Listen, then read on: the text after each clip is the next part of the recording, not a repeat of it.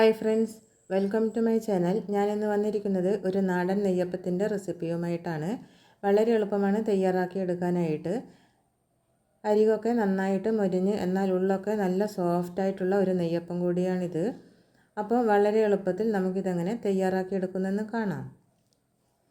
ആദ്യം നമുക്കൊരു പാത്രത്തിലേക്ക് 1 കപ്പ് അളവിൽ പച്ചരി ഇട്ട് കൊടുക്കുന്നുണ്ട്. ഈ പച്ചരി കുതിർന്ന് കിട്ടാൻ വേണ്ടി വെള്ളമൊഴിച്ച് കൊടുക്കാം. എന്നിട്ട് 4-5 പ്രാവശ്യം നന്നായിട്ട് കഴുകിയെടുത്തതിന് ശേഷം കുതിരാൻ വേണ്ടി നമുക്ക് വെള്ളമൊഴിച്ച് അടച്ചു വെച്ചതിന് ശേഷം ഒരു സൈഡിലേക്ക് മാറ്റി വെക്കാം. ഒരു 3 മണിക്കൂർ മാത്രം കുതിർത്തെടുത്താൽ മതിയാകും. 3 മണിക്കൂറിന് ശേഷം പച്ചരി കുതിർന്നിട്ടുണ്ട്. ഇനി നമുക്കിതിലെ വെള്ളമെല്ലാം ഊറ്റിക്കളഞ്ഞതിന് ശേഷം ഒരു അരിപ്പയിലിട്ട് വെക്കാം. ശേഷം ഒരു തുണിയിലിട്ട് പരത്തി വെക്കാം. ഒരു 15 മിനിറ്റ് കൊണ്ട് അരിയിലുള്ള വെള്ളമെല്ലാം പോയി കിട്ടും. എന്നിട്ട് ഇത് നമുക്ക് മിക്സിയുടെ പൊടിക്കുന്ന ജാറിൽ അതിലേക്ക് ഇട്ട് വെക്കാം. പൊടിക്കുന്നതിന് മുമ്പ് നമുക്കിതിലേക്ക് 5 ഏലക്കായുടെ കുരു ഇട്ട് കൊടുക്കാം. 1/2 ടീസ്പൂൺ ജീരകം ചേർത്ത് കൊടുക്കാം. 1/4 ടീസ്പൂൺ ഉപ്പും കൂടെ ചേർത്ത് നമുക്കിത് പൊടിച്ചെടുത്തിട്ട് വരാം. അപ്പോൾ നന്നായിട്ട് തന്നെ പൊടിച്ചെടുത്തിട്ടുണ്ട്. ഇത് നമുക്ക് ഒരു പാത്രത്തിലേക്ക് ഇട്ട് കൊടുക്കാം. ഇനി നമുക്ക് ശർക്കര ഉരുക്കിയെടുക്കണം. അതിന് ശർക്കര പൊട്ടിച്ചെടുത്തിട്ടുണ്ട്. 1/4 കപ്പ് അളവിൽ ശർക്കര എടുത്തിട്ടുണ്ട്. ഇതിലേക്ക് 1/4 കപ്പ് വെള്ളം ഒഴിച്ച് കൊടുക്കാം. നന്നായിട്ട് ശർക്കര ഉരുക്കിയെടുക്കണം. ശർക്കരപ്പാനി തണുക്കുന്നതിന് മുമ്പ് ചെറിയ ചൂടോടെ ഈ മാവിലേക്ക് നമുക്ക് ഒഴിച്ചു കൊടുക്കണം. ചൂടെന്ന് പറയുമ്പോൾ നമ്മൾ ശർക്കരപ്പാനിയിൽ വിരൽ കൊണ്ട് തൊട്ട് നോക്കുന്ന സമയത്ത് വളരെ ചെറിയ ചൂടായിരിക്കണം. ആ സമയത്ത് നമുക്ക് ഇതിലേക്ക് ഒഴിച്ചു കൊടുക്കാവുന്നതാണ്. നമ്മൾ ഈ ശർക്കരപ്പാനി അരിച്ചിട്ട് വേണം ഒഴിച്ചു കൊടുക്കേണ്ടത്. ശർക്കരയിൽ മണ്ണ് മറ്റ് കരടുകളും ഉണ്ടാകും. അതുകൊണ്ട് അരിച്ചൊഴിക്കുന്നതാണ് നല്ലത്. ഇനി നമുക്കിത് നന്നായിട്ട് തന്നെ മിക്സാക്കി എടുക്കാം. നമുക്കിത് നെയ്യപ്പത്തിന് കോരി ഒഴിക്കാൻ പറ്റുന്ന രീതിയിൽ വേണം ശർക്കരപ്പാനി ഒഴിച്ച് മിക്സാക്കി എടുക്കേണ്ടത്. ഇഡ്ഡലി മാവിൻ്റെയൊക്കെ പരുവമില്ലേ, അതുപോലെ ആയിരിക്കണം.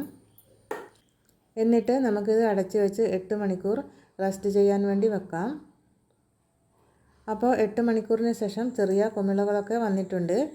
നന്നായിട്ട് ഇളക്കിയെടുത്തതിന് ശേഷം നമുക്കിത് കോരി ഒഴിച്ച് നോക്കാം. ഒഴിച്ച് നോക്കുമ്പോൾ മാവ് കട്ടിയിലാണ് ഇരിക്കുന്നതെങ്കിൽ 1 ടേബിൾ സ്പൂൺ വെള്ളം ഒഴിച്ച് മിക്സാക്കി എടുത്താൽ മതിയാകും. ഇതിലേക്ക് 1 ടീസ്പൂൺ അളവിൽ കറുത്തള്ളി ചേർക്കാം. 1 ടീസ്പൂൺ നെയ്യും കൂടി ചേർക്കാം. എന്നിട്ട് നന്നായിട്ട് തന്നെ ഇളക്കി യോജിപ്പിച്ചെടുക്കാം.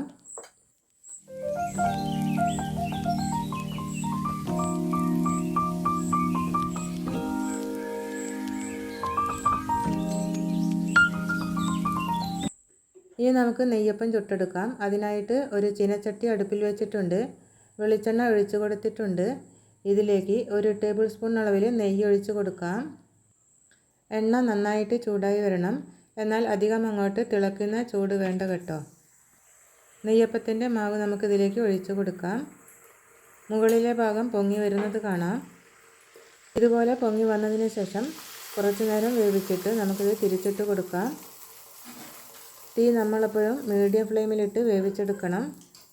തീ കൂട്ടി വെച്ച് വേവിക്കുന്ന സമയം പുറമേ നന്നായിട്ട് മൊരിഞ്ഞു വരും, പക്ഷേ ഉള്ളു വേവില്ല. നെയ്യപ്പം ഉണ്ടാക്കുന്ന സമയത്ത് നമ്മൾ ഈ ഒരു കാര്യം ശ്രദ്ധിക്കേണ്ടതാണ്.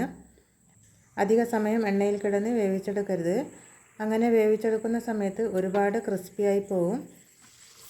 അപ്പോൾ അത് നോക്കിയിട്ട് ചെയ്യാം. അപ്പോൾ നെയ്യപ്പമെല്ലാം ചുട്ടെടുത്തു. നിങ്ങൾക്കെല്ലാവർക്കും ഈ ഒരു നാടൻ നെയ്യപ്പത്തിൻ്റെ റെസിപ്പി ഇഷ്ടമായെന്ന് വിചാരിക്കുന്നു. ഇഷ്ടമായെങ്കിൽ ഈ വീഡിയോയുടെ താഴെ കമൻ്റ് ഇടാൻ മറന്നു പോകരുത്. അതുപോലെ ഇഷ്ടമായ റെസിപ്പികൾക്ക് ഒരു ലൈക്കും കൂടി തരാട്ടോ. നമ്മുടെ ഈ ചാനൽ ആദ്യമായിട്ടാണ് കാണുന്നതെങ്കിൽ ഈ വീഡിയോ പ്രസൻറ്റ് ചെയ്യുന്നത് ഇഷ്ടമാവുകയാണെങ്കിൽ ഈ ചാനലൊന്ന് സബ്സ്ക്രൈബ് ചെയ്യാട്ടോ. ചാനൽ സബ്സ്ക്രൈബ് ചെയ്യുമ്പോൾ ചാനലിൻ്റെ വലത് സൈഡിൽ സബ്സ്ക്രൈബ് എന്ന് കാണും. അതൊന്ന് ക്ലിക്ക് ചെയ്ത് കൊടുത്തതിന് ശേഷം ഓൾ എന്ന ഓപ്ഷൻ കൂടി കാണും. അതും കൂടെ ക്ലിക്ക് ചെയ്താൽ പുതിയയിടുന്ന വീഡിയോസിൻ്റെ നോട്ടിഫിക്കേഷൻ നിങ്ങൾക്ക് ലഭിക്കുന്നതാണ്. പിന്നെ നിങ്ങൾക്ക് ഇഷ്ടപ്പെട്ട ഫാമിലി ഫ്രണ്ട്സിനൊക്കെ ഷെയർ ചെയ്ത് കൊടുക്കാം കേട്ടോ. അപ്പോൾ അടുത്ത നല്ലൊരു റെസിപ്പിയായി വരുന്നത് വരെ ബൈ.